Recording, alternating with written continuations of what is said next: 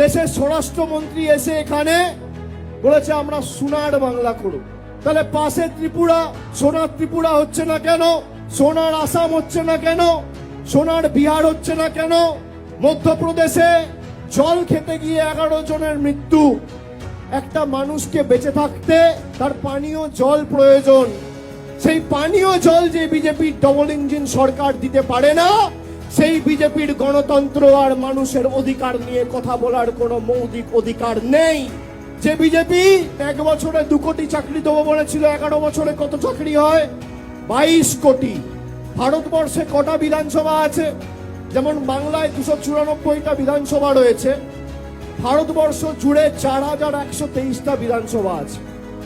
এই 4123টা বিধানসভার মধ্যে আমি বাংলার কথা ছেড়ে দিলাম, যদি গুজরাট বা উত্তরপ্রদেশের একটা বিধানসভায় নরেন্দ্র মোদী সরকার দেখাতে পারে 22 কোটি চাকরি আর 4123টা বিধানসভা, আপনি যদি ভাগ করেন তাহলে প্রত্যেক বিধানসভায় 53,000 চাকরি দেওয়ার কথা।